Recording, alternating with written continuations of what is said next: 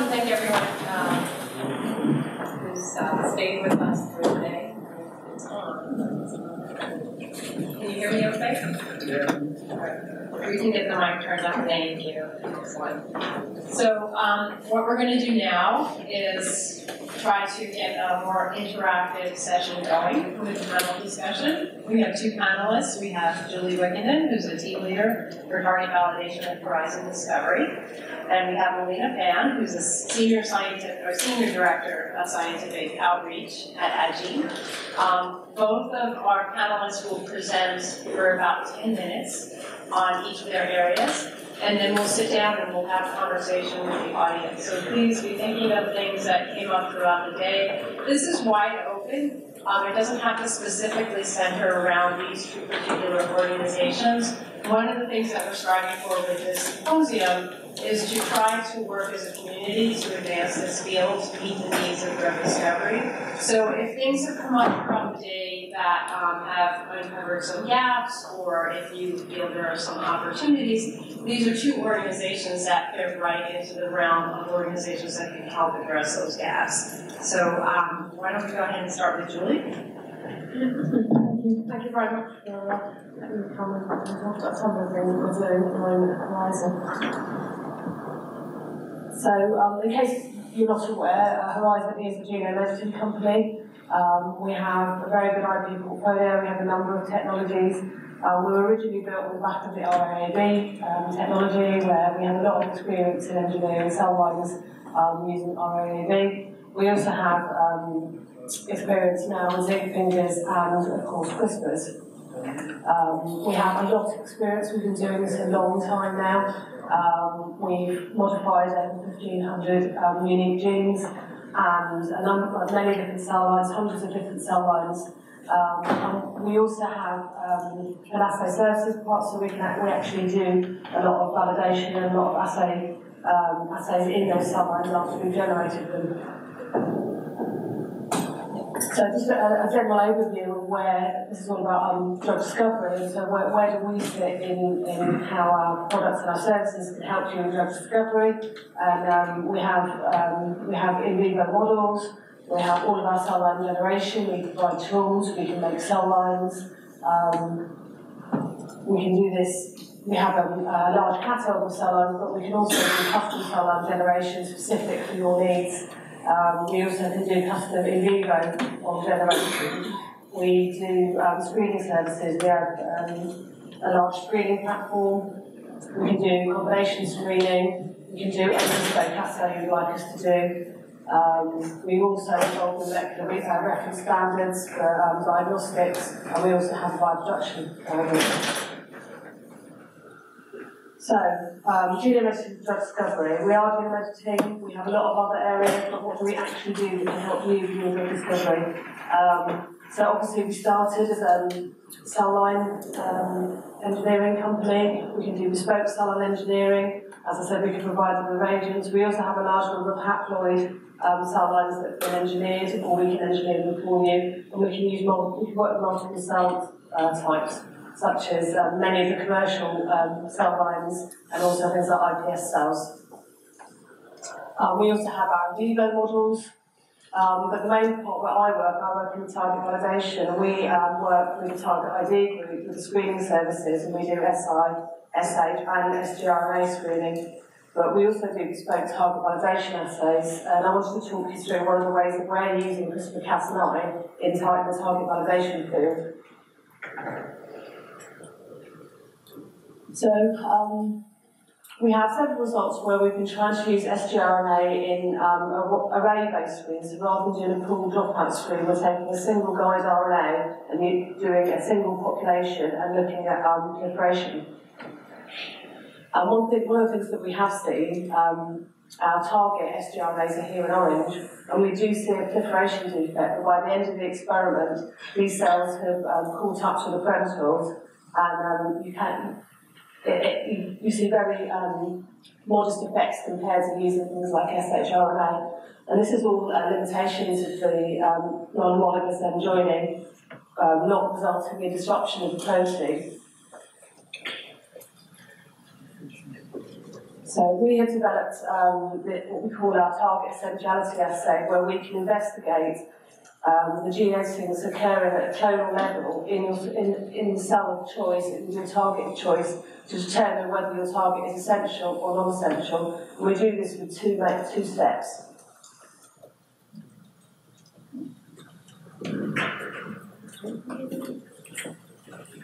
Okay, so the first one is a simple restriction digest analysis. So this assay relies on having a guide RNA that is efficient and will direct Cas9 activity to the DNA in induced cutting. And we assess the target site as guide RNA and look for a restriction digest enzyme that sits above the cut site of the guide region. Now, these cells of question are infected with sgRNA, and we're using Mazan and PNC-CRISPR all in one vector. And we culture these in the presence of puromycin for up to 3 weeks, and then we plate them out with single cell colonies with an amplified development region by restriction digest, and we detect editing by the loss of this restriction digest site, so any indels that occur within this region stop this enzyme cutting. And as of that, we can detect heterozygous and homozygous editing in hundreds and hundreds of colonies. So here's just some example data of a restriction digest assay. We had 2 cell lines, one that we knew was independent of our target and one that we knew was dependent. And here you can see some example restriction digest electrophoresis.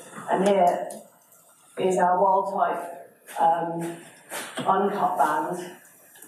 And so what this indicates to us that if there had been no gene editing occurring, then the enzyme would cut this into 2 fragments. However, we don't see any restriction digest of these fragments, indicating that every single allele and every single colony has been disrupted.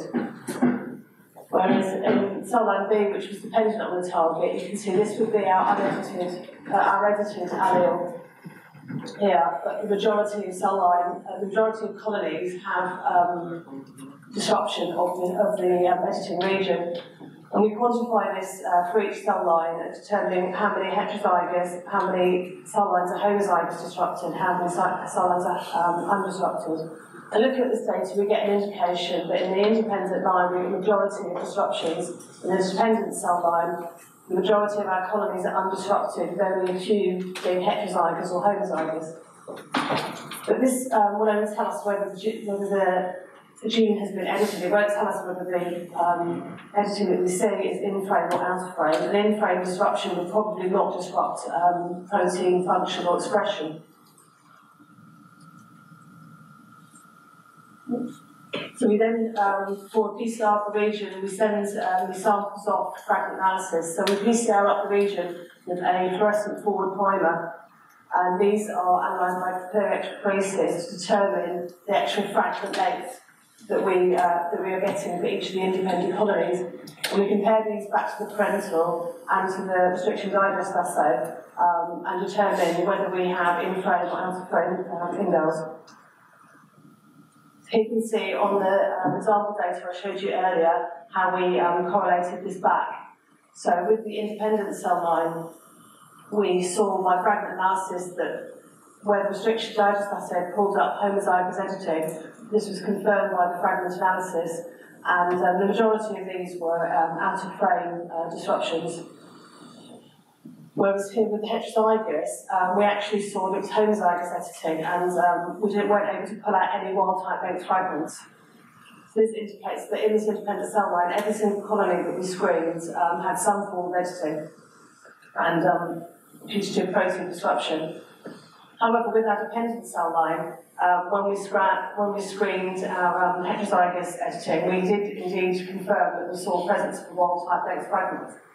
However, when we went to the homozygous disrupted, which, as this target is going to be essential in the cell line, we didn't really expect to see, we saw that they were actually heterozygous with fragment length, with a wild-type length fragment present. And what had actually happened in these cell lines is there'd been a substitution in the sgRNA recognition site, which disrupted the enzyme, the digest enzyme site, but it retained protein function. It was actually a silent mutation. So we've developed this into a medium throughput assay system whereby the basic workflow that we have is evaluating the guide. As I said, this whole procedure relies on the fact that your guide RNA is very efficient at directing Cas9 activity. The cells are infected, grown and plated out for single cell dilution, and then we perform restriction digest analysis and then fragment analysis. In a small